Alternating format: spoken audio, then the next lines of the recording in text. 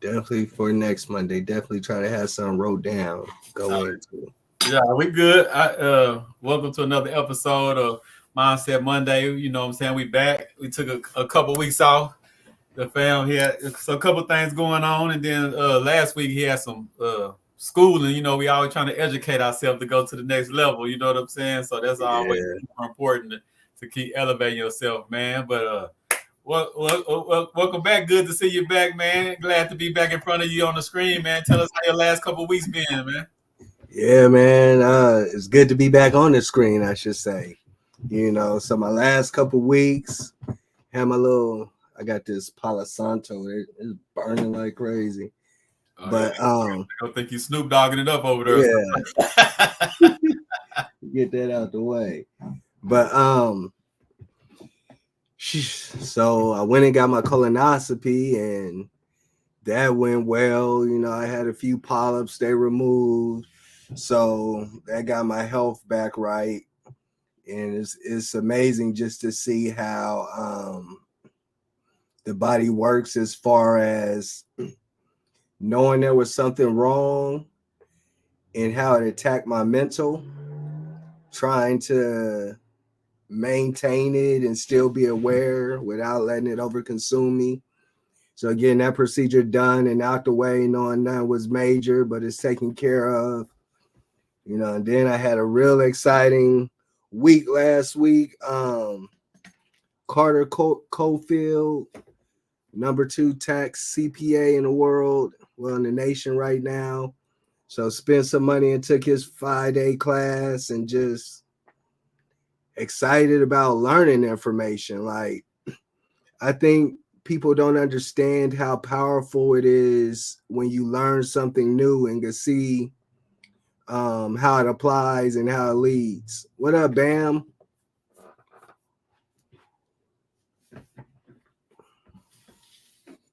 Man, love Bam, Bam, Bam. I don't even know if Bam back yet, man. Bam been in Africa for like the last week or two. You know what I'm saying? I've been seeing all the posts and everything. So what's good, family? Man, we got to get Bam on. I know Yeah, being yeah, in Africa, that's a whole different mentality. yeah. Everything. Him and the wifey and the family been taking all kind of pictures and stuff, man. So they was over there doing it up, and it's crazy. I think I seen them in Kenya.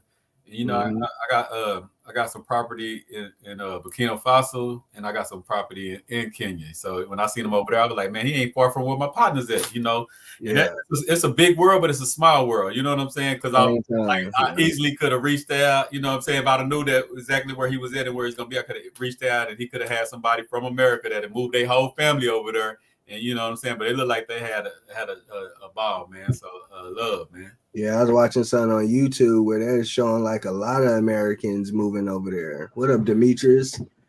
What's up, fam? This is another good brother right here, man. Him and his wife, they got I'm gonna say beauty salon. What am I trying to say?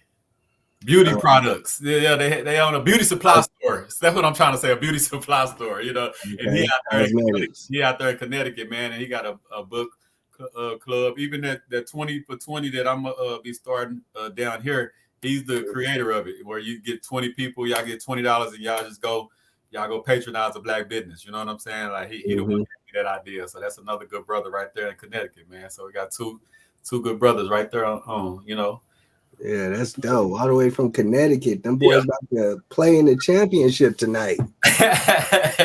Yeah, you know what I'm saying? So this is what we doing, man. You know, on the Mindset Monday, just building and everything. And today, I just wanted to talk about, you know, going off what you've been through and everything, just the power of taking care of yourself.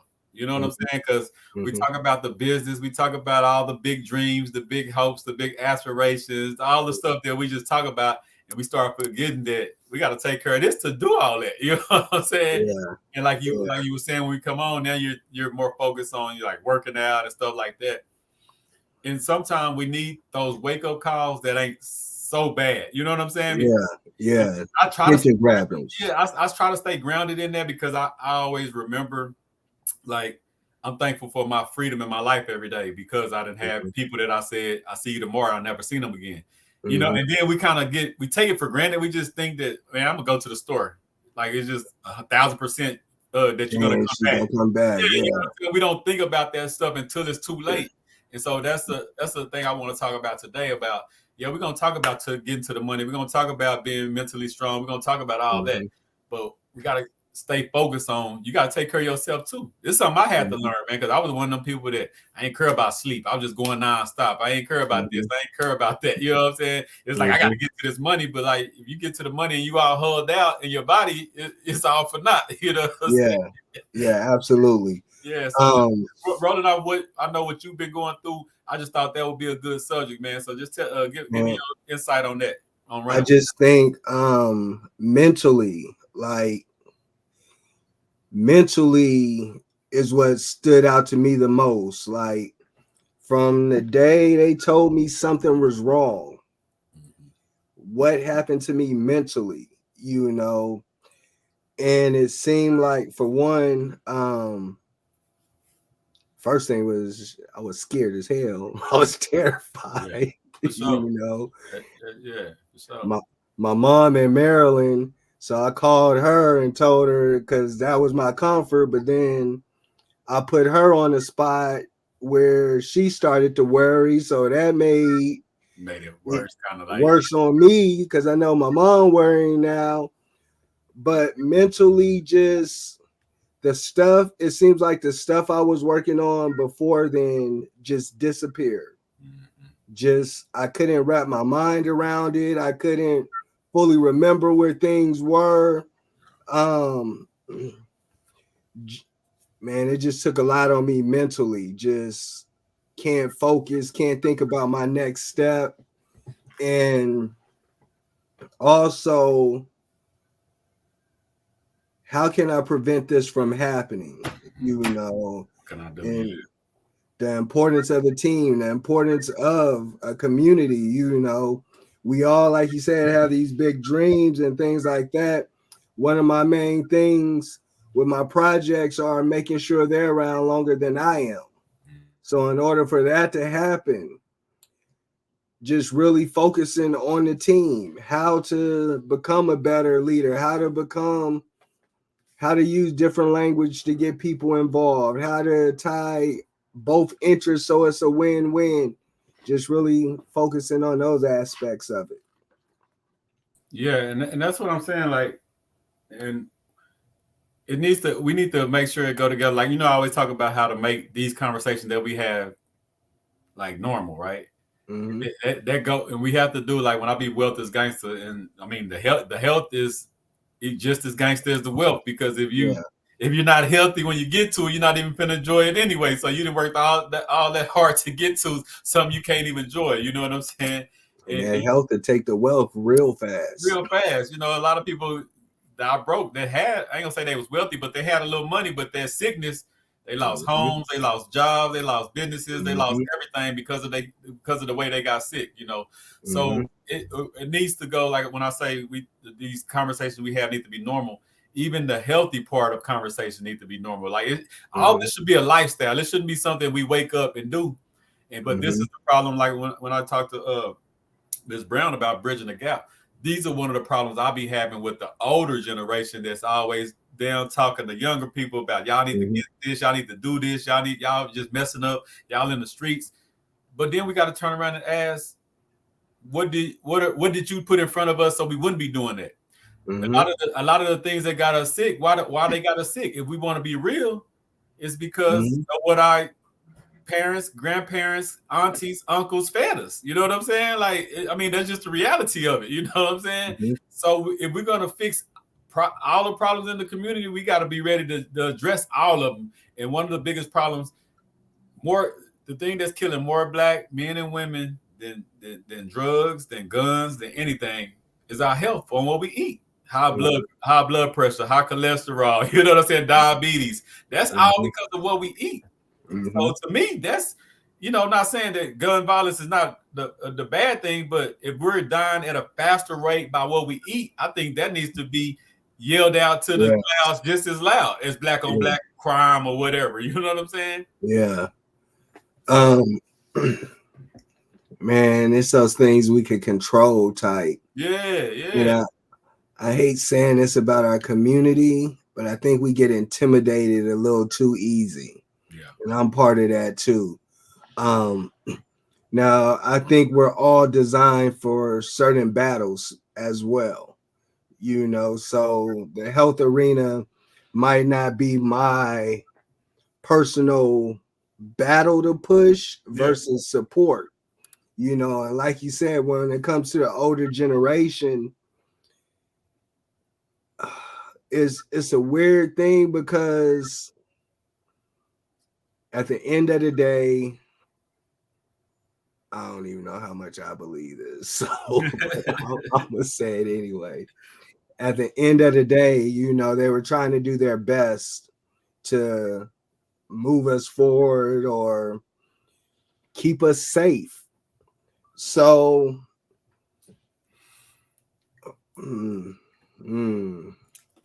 so a lot of the times, like the stuff we're still children. No matter how old we get, we still looking up to our parents' generation, our grandparents' generation for information. And to say they don't have it is it's a fine line because a lot of them don't have it. And I guess that's okay. But then, like you said, why don't we have it? Because we weren't paying attention. We didn't care. We settled at some point. Yeah, bro. That's a thin line. But like I tell you, everything still go back to wealth. And I tell people, I don't think it's nothing someone can bring up that's a problem in our community that I can't go back to the economic part that got us like that. Even when we talk about eating, of course. I mean, a lot of people like I haven't ate fast food, man. This has been over 10 years now. Like I literally haven't ate a fast food. I done went out to like a restaurant, you know what I'm saying? But like fast food, like a McDonald's, stuff like that. But I cringe every time I see like a child, like a 1-year-old, and their parent just got them eating a McDonald's fries. To me, that's a form of child abuse. Not where we from, people would say that's crazy. Great talk. Yeah. Oh yeah, for sure. Oh yeah, I already know, man. Going through all that. Sometimes I fast, but I don't be fasting on purpose, man. I just be going out there with that eating, not realizing it. So I guess I used to say I couldn't make it, but I guess I could because some days I do go all day with that eating. You know what I'm saying? So like to be honest, these last, I don't even know if I'm depressed, to be honest. These last 2 days, these last 3 days, I've been eating on a way I haven't been eating. Like I'm usually once a day. It's either going to be at the beginning of the day or at the end of the day. But 3 meals, 2 meals a day, nah. That's that commercialized get you sick method. That's all. That's why we programmed it. Breakfast is the most important time of the day. You're not even supposed to eat breakfast. You know what I'm saying? You drink up, eating some water, drink of water, maybe a little fruit, if that. You know what I'm saying? A smoothie or something. But the commercialized makes us go. That programs us to go eat all this stuff in the morning, and then. So it's money for the commercials, money for the big businesses in the food industries and all that. But then on the back end, they know, okay, these people that's eating all this food in 20, 30 years, they'll be over here needing this prescription. They're going to need that. You know what I'm saying? Yeah. So that's something we can't, like a lot of things, problems we have, yes, it was set up systematically. It's set up for us to fail like that. We have to break that. They're not going to break that. They're not going to wake up one day and say, they're not going to wake up and say, you know what, really, eating all this is bad for you. You know what I'm saying? They're not going to say that type of stuff. Yeah, that's like you coming to work. Even me coming to work at Harley. Yeah. Like if I come in there and they say, you know what, hey, we're going to pay you what you're worth. Yeah. I'm like, what? I'll be blown away. Like I can't expect them to pay me what my worth is. It's not set up for that. Yeah. And if I go there looking for that, then I'm setting myself up for failure. You got to just know what it is. You know what I'm saying? So that's one thing. And what I say when I'm talking about going back to the finances is because a lot of people will tell you, well, I eat this way because I can't afford to eat healthier.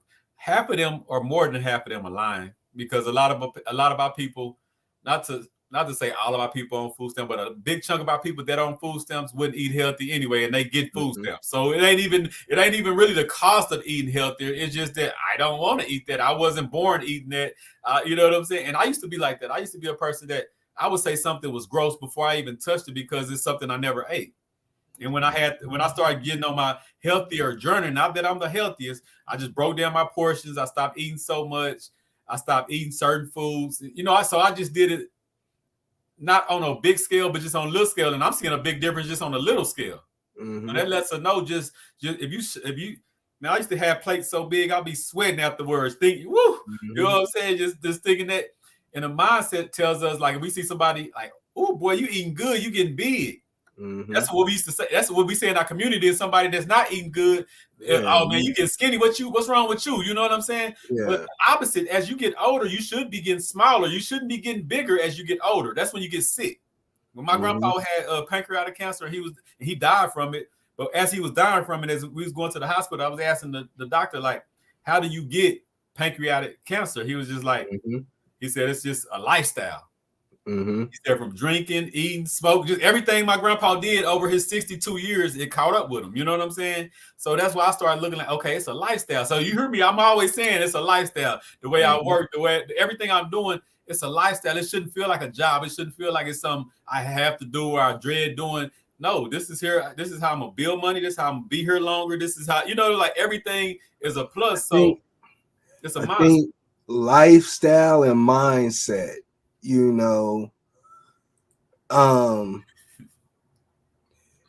I think that's the largest problem, the lifestyle and the mindset. And I say that because what are some things we do to not take accountability? Like sleep in late, like eat so much, but then there's those like my ex, she grew up in a household. I don't even want to use her. Let me use my brother. We grew up in the same household and we fight two different things from the same two different effects from the same issue, I guess. So growing up, it was 5 of us. And I'm the oldest. So when I come home from football practice, all the food gone. All the food gone. So, like, boom. But my brother was there while I was at football practice. They're still in middle and elementary school, all the other 4. So one of my brothers used to just see the plate and like try to get as much as he can because he knew it wouldn't be there for seconds. So now that caused a reaction amongst them 4 where they're grabbing as much as they could eat because they feel like it's not going to be any more. So my brother now, he's dealing with weight problems because he finds himself just eating, not that he's hungry, but the fear that is going to be a lack, right? Then you have me. I have since junior college, I battled with malnutrition because I do so much in my day and I don't eat enough calories to keep going. But I think part of that is because I wasn't expecting food to be there when I came home, but the day got to keep going. It's stuff I got to do. I got to keep grinding, So even when we're talking about health is wealth, we're talking about the mindset, getting down into why we view some of these things the way we do. What is it that we mentally need to make peace with to stop us from eating? What do we need to do to be accountable? Like the more the more the more accountable you become by default. So when you really start looking at these foods, it's really discouraging to it ain't nothing healthy out there. You gotta what they tell me at my procedure, allergic to gluten. You could be allergic to gluten, and I'm like, where the hell you find? Yeah. Who put gluten in the food anyway? Like what? So now I have to be aware of things that have gluten, and that's a whole. That's a lot. It's a lot. So when we're talking about these issues in our community, the accountability side, yeah, we all want to be healthier, but I don't want to go to this grocery store and have to look for all the gluten-free. So I'm going to just go to McDonald's because at least I'm going to save the money. And we don't think about those long-term effects. I'm 43. It's not my first time hearing about gluten, but I really didn't know what gluten was. And I kind of still don't. Yeah. But my parents, they never sat me down and say, son, you need to lay off that gluten. We still having battles over lactose. Nah, that's good. I was a little more fortunate. My mom, she didn't never say nothing about gluten, but she grew up in nursing school. So I grew up in the house like, man, she didn't even let us drink sodas. I think I drank my first soda when I was about 10, and I stopped drinking soda when I was about 13. So I never cared about soda. You know what I'm saying? Like, and even as I got older, I'll sip it every now and then, but it was always too strong for me, I guess, because my body had never adjusted to it. So stuff like that, I was never privy to it. Like candy, I'm 40 years old. I've never had a cavity, but you think about it, I never ate candy. You know what I'm saying? Stuff that normal people just love and money. Like I eat a piece of candy if it's there, but I'll never go like, oh, I got a sweet tooth. Let me go buy some candy. You know what I'm saying? Like that ain't never been me. But like I tell people all the time, like you said, it's personal responsibility because we can't ask a system that wins off us eating all our life. They know, okay, you're going to eat all this junk and stuff and make us rich for 30, 40, 50 years before your body start breaking down. Then we got pills over here that you could take for the next 30, 40 years till you die. You know what I'm saying? That system, that's $1 billion, that's $1 trillion system. They're not going to stop that. We have to stop that. Like, for instance, I always tell people, okay, if I know I got a doctor's appointment coming up, right? I don't need the doctor to tell me I need to eat better. I don't need the doctor to tell me I need to drink water. I don't need the doctor to tell certain stuff that we don't need the doctor to tell us, but we'll still be out of control and then go sit down and be like, oh, you're high, your blood pressure high. You need to stop this. You already know that. Why did the doctor got to tell you to stop doing something you already know? And then you get mad at them because you like, well, my blood pressure high. Give me some high cholesterol pills that'll make it go low. And you know what I'm saying? I actually know people that ain't supposed to eat 90% of the food they eat, and they depend on the pill that they take after they eat the food they ain't supposed to eat. You know what I'm saying? Yeah, because it's easy. Like this, man. So Jay-Z says the system is evil, but it's genius. Yeah. I don't know who says it, but you can't change the system from the outside. How to reduplicate the system. Because when I'm hearing this conversation, where do we really start to attack the knowledge side? I'm gonna use a holiday. I'm gonna use Christmas for an example. I think it's a lot easier that way. Yeah. So let's say we don't want our kids celebrating Christmas. How do we really stop our kids from celebrating Christmas when, in our home, we might not watch TV, we might not, but as soon as they go to school, it's being fed into them. So now it's like, we don't do it at home, but now December's coming and they're in 4th grade now. They're like, I want some presents. That's all they're hearing about. They get influenced by the outside world. Then they at school talking about, we're giving gifts or whatever. So even though I'm using Christmas as an analogy, how do we really stop that system? Even when it's the food, like, of course, I don't got the I'm not expecting you to have it. But I'm just saying, like, ideas of starting it, that's how we can really present. You know what I'm saying? Because it's easier said than done on all this. You know what I'm saying? Like, I know this about food, and I still ate a chopped beef earlier. Like, I don't think it's the most unhealthy, but it's definitely not the most healthiest. You know what I'm saying? Like, so even as we know, we still go through these battles, right? Like I stopped eating bread, but the last couple of days I had stopped eating bread for a month. Then I started just eating it every 2 weeks. The last couple of days, I've been eating it in a row. Now I got to cut it back out. So I'm training myself to get to these steps. So the best thing to do is start young. Like I know people that's started their kids from birth eating vegan, eating this. And when you start from birth, it's regular. And like you say, it's still gonna get to a point where you're gonna have to figure it out once they get to society.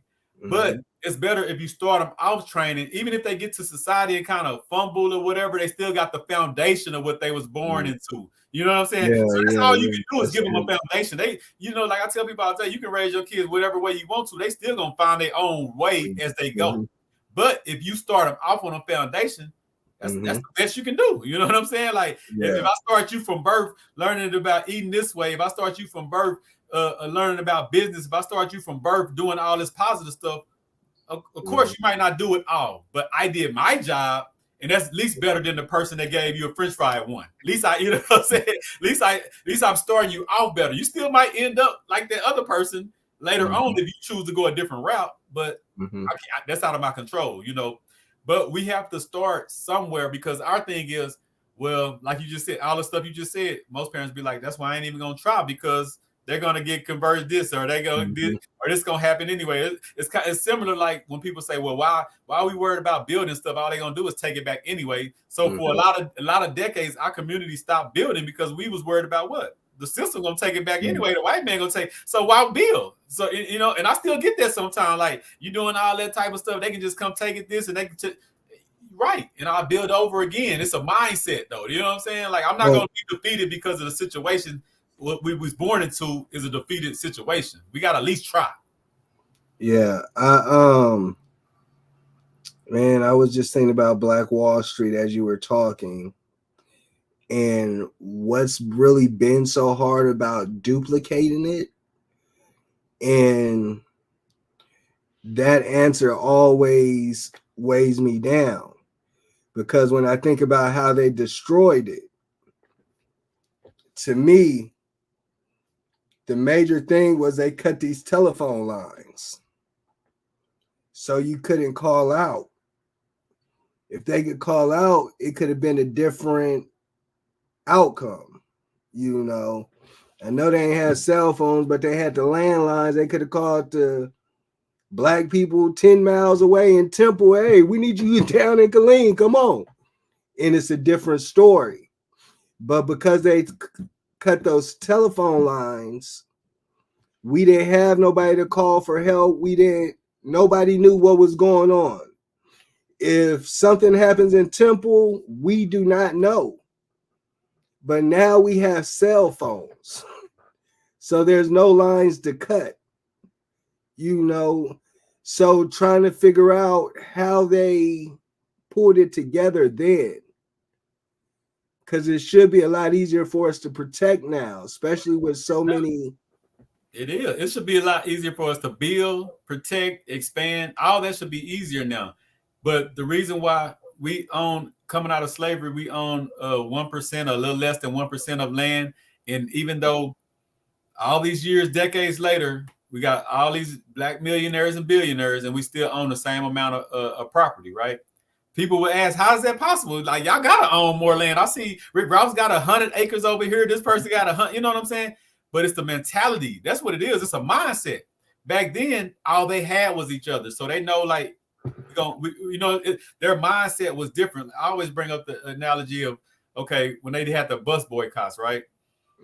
When they had the bus boycotts, you had 60, 70-year-old women walking miles to work. Walking. Why? And some of them, they didn't even have a problem with their quote-unquote boss or person they was working for. They walked because what? All my other people said that they walking. My people say they boycotting. I'm boycotting.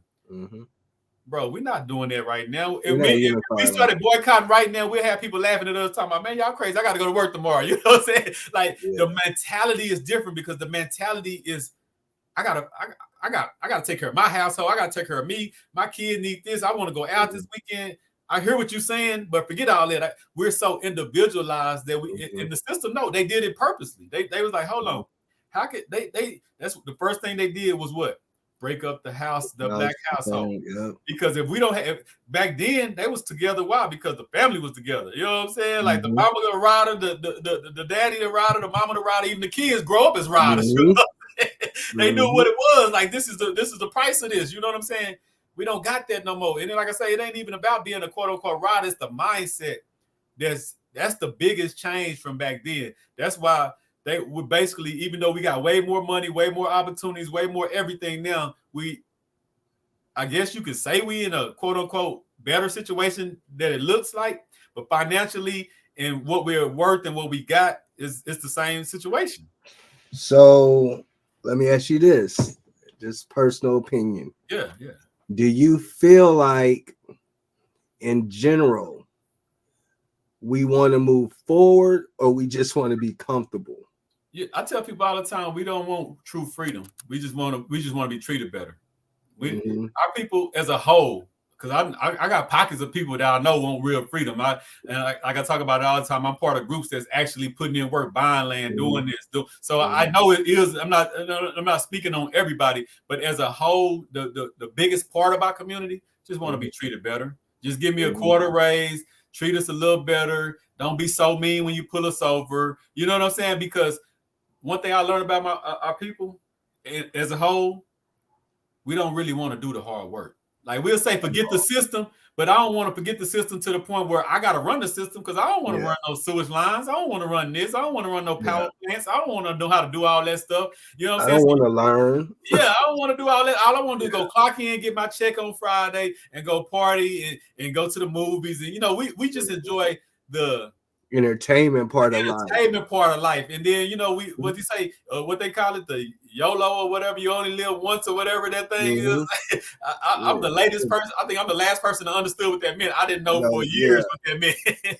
So I'm like, okay, so you only live once, so that means you're supposed to be the brokest. That means you're supposed to not accomplish nothing. That means you're supposed to not pass nothing down because you only live once. Like that's really the opposite. If I only live once, I want to accomplish more. I want to leave more. I want to do more. You know what I'm saying? Yeah. Feed your spirit at least. Like for sure. So I would say we want to just be treated better as a whole. We want to be treated better because I get told every day, man, you're doing too much. I'm like, but when I work a job working double shifts and working 12-hour days, you told me I was doing a great job. If I do that for myself, I'm crazy. But if I do that for the system, I'm a good, hardworking man. Like, I don't get it. We'll celebrate you having a job. Yeah. Tell you a man because you got a job. But then when Christmas vacation come, you got to ask, can you be off with the family? And most of the time they're telling you no. Yeah. So you're not really feeling like the man. And that's why we love holidays so much. We love holidays for a couple reasons. Because we was born into it. Because if we was born and they didn't tell us that, we wouldn't know. So we was birthed into it, and we've been in it ever since that. But another time is we don't have financial freedom. So when do we get a little freedom? We get a bonus and we get a week off around what? Thanksgiving and Christmas. That's why we celebrate those days so much, because they're gonna give us a little extra token. You know what I'm saying? Plus, they're gonna let me be out. So now I can finally go see my family I ain't seen all year. You know what I'm saying? Yeah, we can eat together. My family know I've been talking about this for years. I don't show up on these days because of that. Like now I want to be able to celebrate May the 31st or July the 2nd. You know, like any day. I want us to put ourselves in a position where we can be like, you know what, T, I tell you, hear me like, T, what's up, man? Let's throw something this weekend. I want us to have our own days where we celebrate what we want to celebrate. I want us to do because I'm not totally against holidays or whatever. If you want to do presents, I'm against the commercialized. You telling me that I gotta do this, and it's actually like men that kill themselves because they don't have the funds to buy presents. Like I just seen that for like the last 10 years. You'll see a dad that say, I lost my job, I can't afford.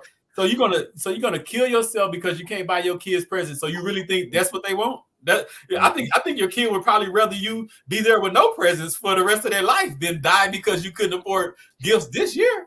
And then on another token on that, I seen a woman said she had posted on Facebook that I haven't bought Christmas gifts in three or 4 years. But now here's my gift to my kids. I think she saved up for the last 4 years. She saved up money and she bought 23 acres or something. Yeah. And it was people going at her like, oh, how dare you? You having them kids going without for this and that. Like, man, your kids don't even know what a Christmas present is 3 days later. But you blow all these thousands of dollars that you don't even have. So you in debt. That's why people love income tax. Why? Because they go in debt for the holidays and they broke into the income tax hit. You know what I'm saying? But just think about that. That woman that went 3 or 4 years without giving her kids presents, now she got 24 acres for them. They good. You know how much that's going to appreciate by the time they get 18? Like, that's what I want. Stop giving me presents, and when I get 18, give me 100,000 or something. You know what I'm saying? Like, we hope they're good because it's always like mom did it with a knowledge thing. Hopefully she's passing down, but the wedge recede, because I know a lot of kids that grow up in entrepreneur homes, when they see it from the ground up, it looks like way too much work. So they'd rather go work for somebody else, you know. Well, that's a mindset. That's mostly in our community, because when you go see a white dude, I'm talking about. I used to. I wish you would go at my chicken restaurant, man. I used to have a cowboy dude come up right into my chicken restaurant. He would buy food and stuff. I'm talking about dressed from cowboy hat to cowboy boots.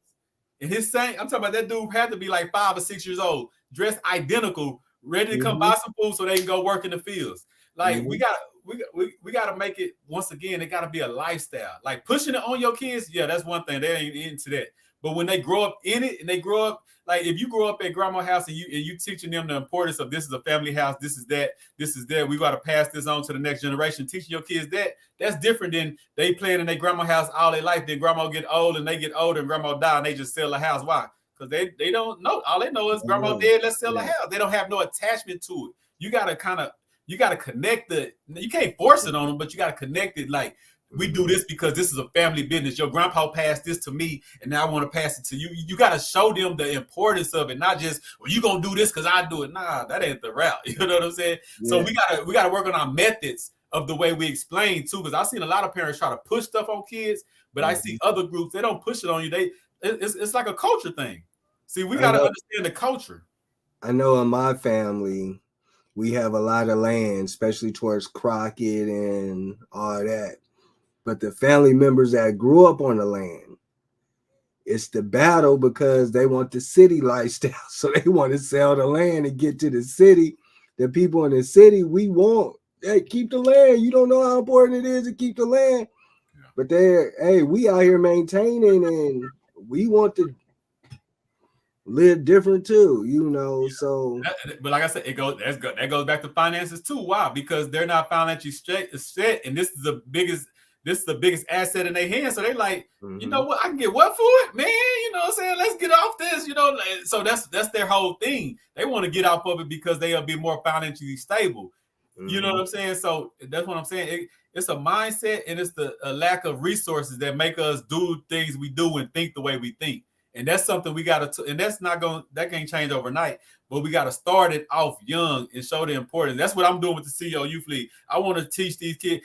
I hate when I run across older people and they're like, yeah, we got land, but don't nobody in the family want to do this. I read a couple, they got cows, and they were like, well, don't nobody in the family want to eat the meat because they said it looked funny, and don't nobody in the family want to do this. And I'm like, man, I wish I had an auntie or a grandma or somebody that got all this and ready to pass it on, but don't nobody want it because they not into the importance. They're more brainwashed by the world, and then all they want is, man, forget that. I go to HEB and buy mine. You know what I'm saying? And I go do this and I'll do that because they've been programmed. We got to reprogram them, man, and we got to be the first programming. One thing about I was reading on some Chinese people, right? They said the few Chinese people that do send their kids to public school. Do you know after school it's a bus that pick them up and they still go to a Chinese school so they can be re-indoctrinated? They're not gonna let you indoctrinate their kids all day. They might send them. The few that do send them, they'll send them. But after that, they're gonna get. And that's why I always talk to my kids like, "What you learned today? What you read today?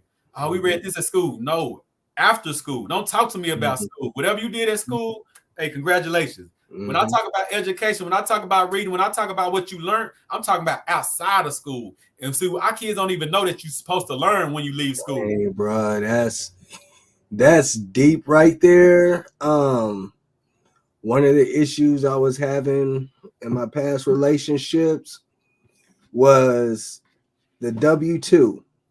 Like, I had my first job, had it for a year now, and it's a client. It pushes like the biggest thing that frustrates me when I work harder for them than I do for me. You know, as long as I give myself an hour and a half to do some stuff on my boom, boom, boom, I feel like I made at least a centimeter of progress in what I'm doing. You know, but having these relationships, these past relationships I had, they're so gung-ho about their job, right? So, I'm there 8 hours, I'm stressed, boom, boom, boom. I got to think, no, you don't think at your job. They already gave you the answers, told you what to do. So it's equivalent to that school, you know, just going so you're not wasting your day on you versus this useless shit we want to give you, you know. And that's why I say, see, like I said, it's always gonna go back to finances. Most of our people know that. I'm gonna say, because I'm gonna say 85% of our kids just go to school for babysitting because their parents got to be at work. That's why these parents freak out when COVID hit. What I'm gonna do with my kids? I got to go to work. They're not even caring about how unsafe it is for their kids to go to school. They thinking about, well, I got to go to work. What I'm gonna do? And that's another financial decision that we put into.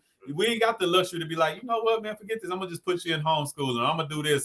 We don't do that. We can't think like that. Why? Because we're already barely making it, and we need this free babysitter. It's part of the system. Because when I was growing up, it was don't let that school call me. Don't have that school calling my job. Don't let that school call my job. You know. So mess up things for me. Yeah. And I'm just like, I really do think things are moving forward, not as fast as we would like. But when I think about it, like, remember, we're starting behind. Right. And to me, and I could be very naive, but our generation has the most freedom right now.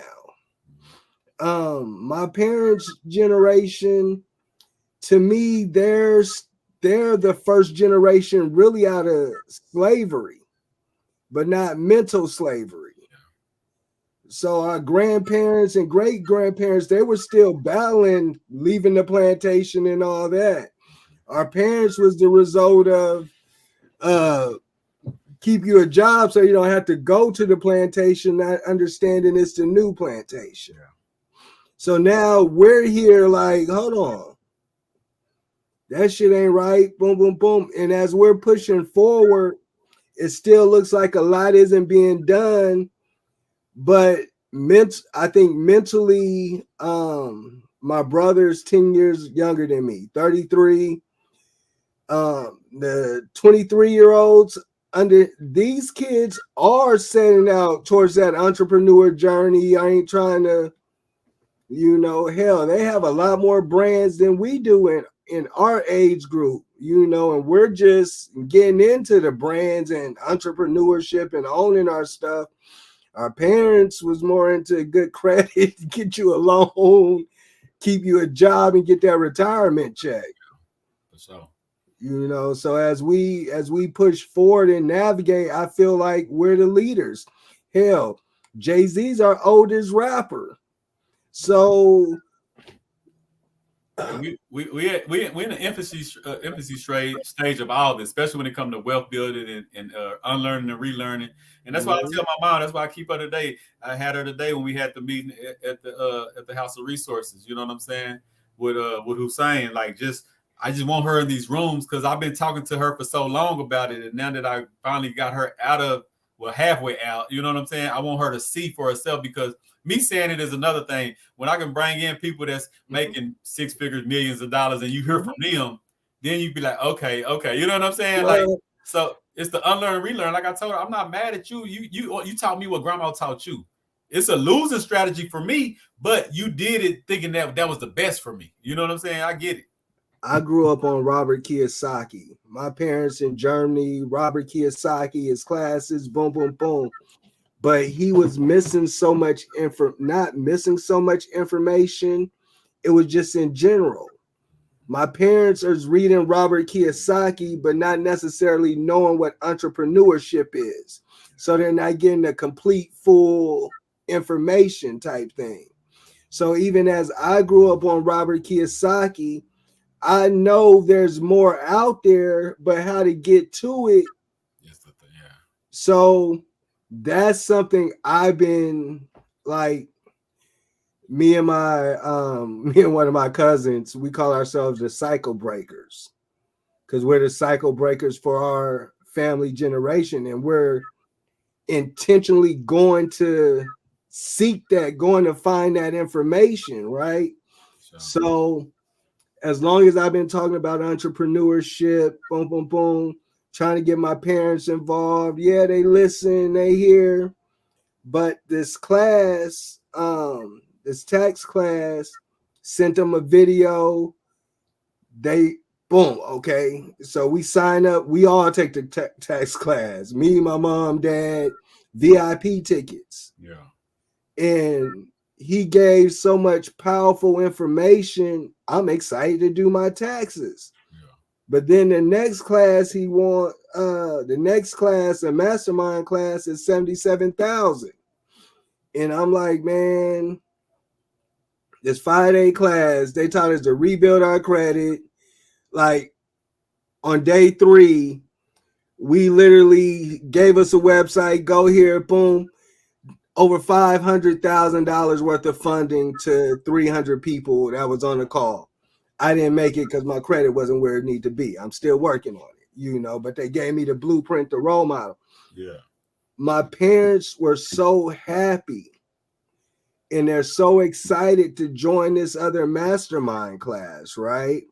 Now, as much as I want to be in that class, I'm not ready for it. I got to get to my steps. But long as I got them going, they could bring some information back. Yeah. And now just trying to put that information out, but then understanding, man, this system is like, you got your H&R people that do the taxes in Walmart. You got your people that do the taxes online. And I don't want to generalize them, but I'm going to generalize them. A lot of them don't know what they're doing. It's a side hustle. This ain't the CPA Walmart is using or the CPA these corporate companies are bringing in to advise. And this is one of the guys we happen to catch. Somebody that advised a company, had a W-2, was like, hold on, I'm doing this for them and let me flip it and became one of the top 2. He say I'm the top 2, one of the top 2 CPAs, and I'm not number 2. So okay, That's keep it humble. Yeah. But bringing this information to them, it was powerful for them. So in essence, is not, I guess it is bridging the gap. Yeah. But part of the process that was different is the younger bringing the information and them being open to receive it because they have more.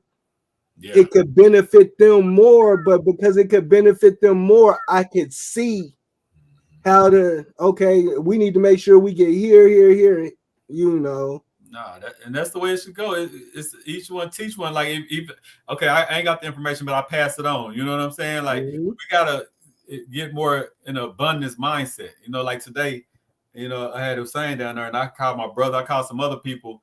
Not that we actually got business deals on the table, but I just want to. If I got a guy that's turning millions over yearly, and I bring him into the House of Resources, I'm supposed to invite people to come. You know what I'm saying? Like the mindset of just me. All I want to do, I want to get the information. If y'all want it, y'all got to come to me. Like, nah, he gonna be here today. Anybody that can show up, let's show up. You know what I'm saying? Let's build. You know what I'm saying? But that street mentality makes you, if you got the plug, you don't want nobody else to have the plug. You just want to make everybody come to you to get, so you can be the middleman to the plug. You know what I'm saying? Yeah, And that's the type of mindset that we got to get away from. Like, you know, like when you had text me, you like, hey, bro, go check this out. You know what I'm saying? Check it out. I don't know what's up. You ain't got to have this. You ain't got to have that, but just go check it out. That's just you getting information and you just passing it on. You know what I'm saying? Without even hesitating. And we need to do that, especially as Black men. We really need to do that. But that's, so they say information change situation. If you want to leave the norm, get informed, right? So I'm not going to say no names, but you know what I'm talking about that I sent you. Yeah. I applied for that and didn't get it. So I went and talked to him. Now I'm sitting on that board. You know, so hey, you know what I'm saying? You gotta, you know what I'm saying? That's how you gotta do. It's the information. Okay, if I can't get it, at least let me get behind the wall. If I can get behind the wall, I'm retaining the information. I'm gonna be able to get it pretty soon. Let me just go and get some fat on my brain then, since I can't get it. Yeah. Instead of walking away all deflated and this and that. Okay, I can't get it. Well, let me get on that board then. Let me do this. Let me do a bill with y'all so I can at least get the information keep coming in. And as I get the information, I'm either soon enough qualified or I'm gonna get enough game that I can just go do something else with the knowledge I just got. It's the same thing they tell you to do in your interview, right? You go to the interview, boom, boom, boom. You don't get the job. You're technically supposed to ask them, why didn't you guys pick me? And they're supposed to tell you so. So when I didn't get picked, I asked her, why didn't you pick me? And she said, oh, me and my husband love what you're doing. Just the money you're asking for, we wouldn't have put a dent. That wouldn't even gave you 1% of what you're asking for. So we'd rather help some other people with. Oh, okay. But we see, and you know a lot of stuff that we're trying to figure out. Can you come help us? I could be a service. Yeah, let's do it. Because I know my people need the information. I tell people we have to be creative. If you can't get it yet, like you said, I wasn't in place yet. It ain't my time for that yet. But let me put myself in position so I can get more information so I can still build up my value. And you know what I'm saying? Like, instead of being deflated, that's what I hate when things don't go our way as a people. We get so deflated and ready to just give up or tap out so quick. And it's like, nah, like that didn't work. Okay. So what can work out of this? What can I get out of this? So let's I know you spend money on education. We both spend money on self-education. And I'm using an analogy from the class he gave us, right? Yes, information is key. Yes, it is. So what he told us in the class, he's like, man, we will pay to go to college. We will encourage our kids to pay, encourage other people's kids to go to college and pay for it, to get taught by somebody that's not doing what they're doing, what they want to do, that just has some information, no experience, not making the income. And we'll put ourselves in debt for that. But then the information we really need to navigate this system, we need to, we go pay to be in these rooms to get this information.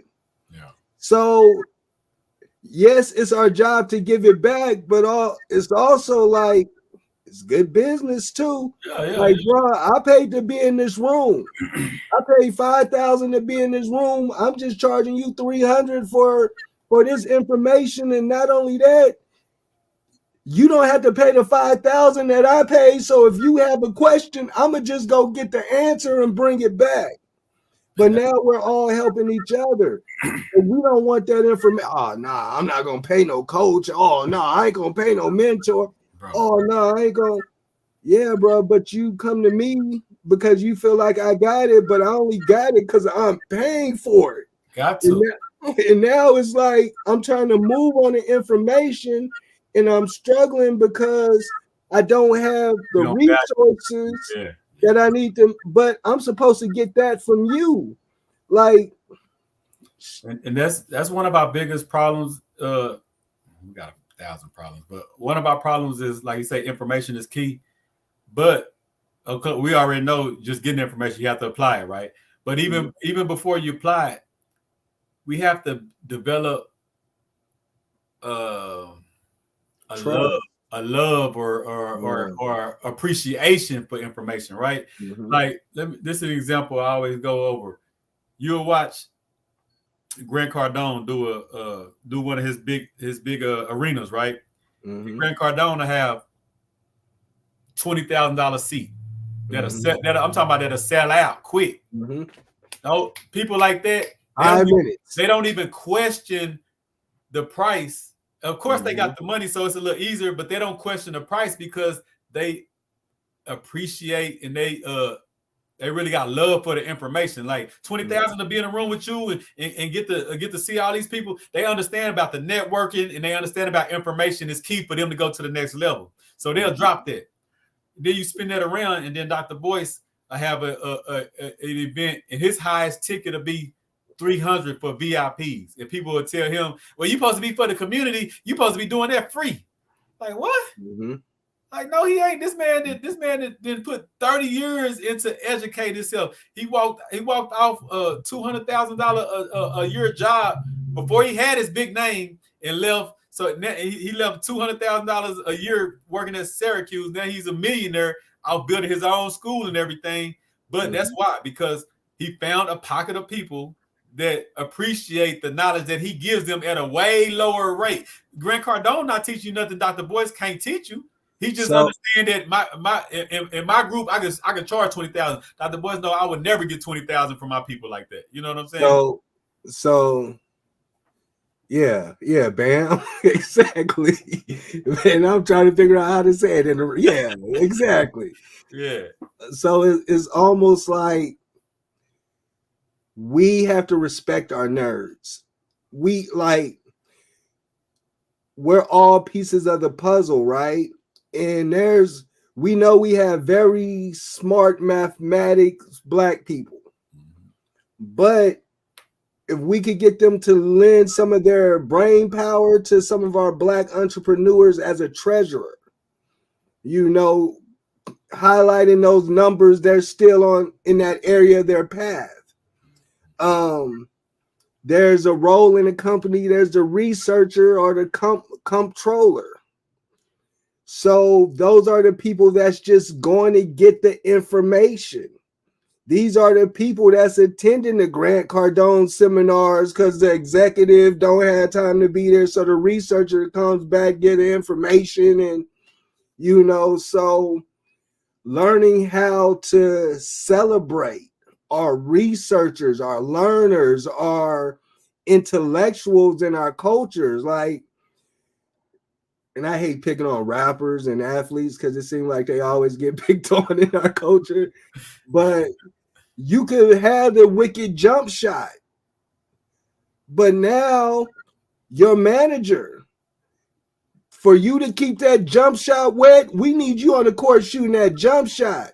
But you need to have that manager on the same team that's trying to be the GOAT of managing too. So now you can focus on getting that bag and have the trust and security in your management.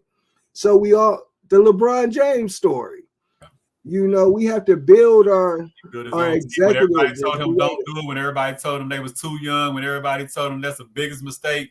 Now he done built a multi-million-dollar, probably gonna be $1 billion sports agency with the people he started with. You know what I'm saying? And see, and I think I'm not a big sports person, but I think that's the problem with Lamar Jackson right now.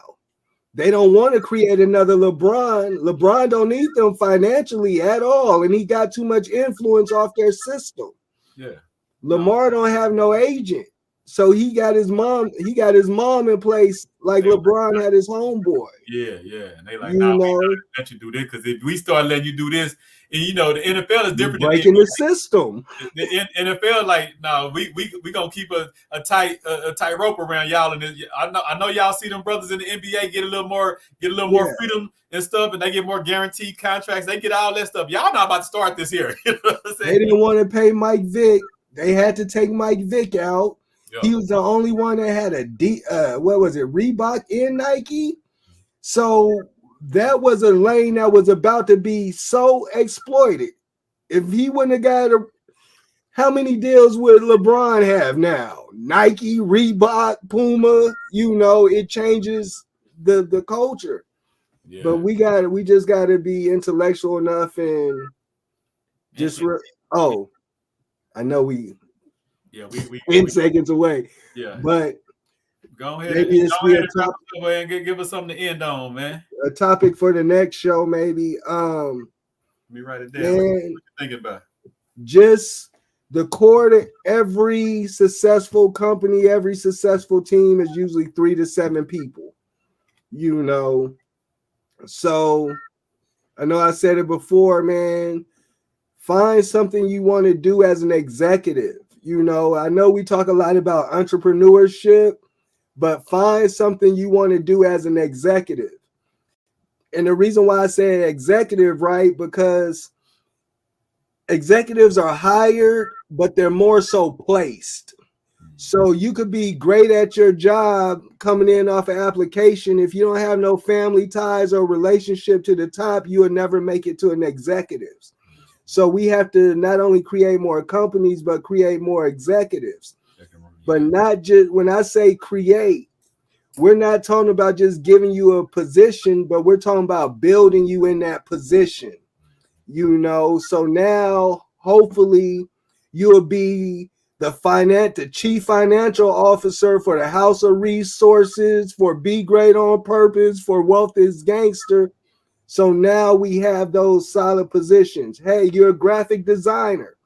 Come, let us make us the chief of marketing, executive of marketing, executive of graphic designing, and allowing us to use these systems that's in place, like going to get the trainings, going to get webinars, training for you as a graphic designer, for you to compete, for you to network, but on behalf of our companies and things like that.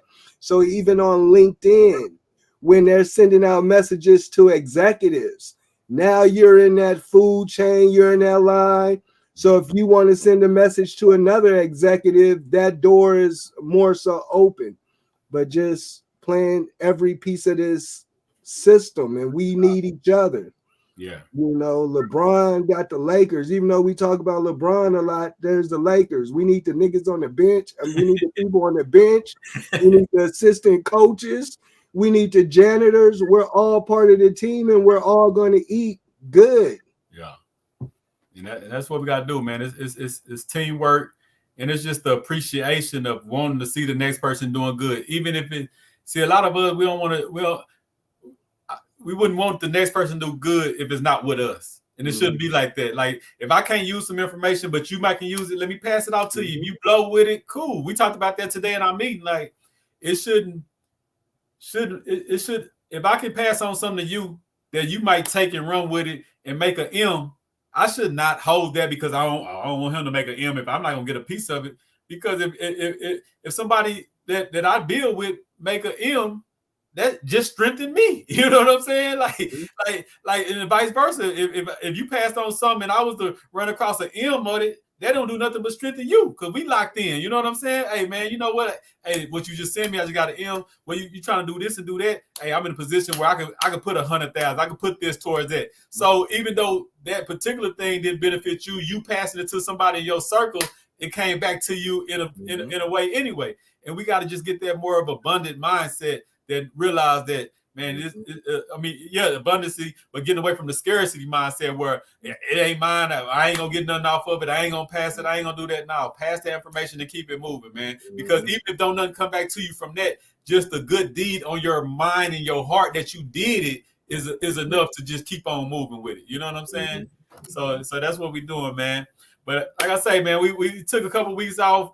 I'm glad we back. Glad to see you on the screen with me with my G. You understand? And I'm gonna be hitting you up, man, because we had a lot of powerful things that we talked about today. So I'm definitely gonna keep you in the loop on that, man. And I want us to go ahead and get our first little team summit or team something planned out, man, so we can start the process of doing something and having some events and stuff like that, man. So I appreciate everybody tapped in, Bam, Dimitri, Cameron, everybody that jumped in on here, and everybody that's gonna see it after that. Salute y'all for jumping in. This is another episode of Wealth is Gangster, man. Mindset Mondays with my partner Van, man. We'll see y'all next week.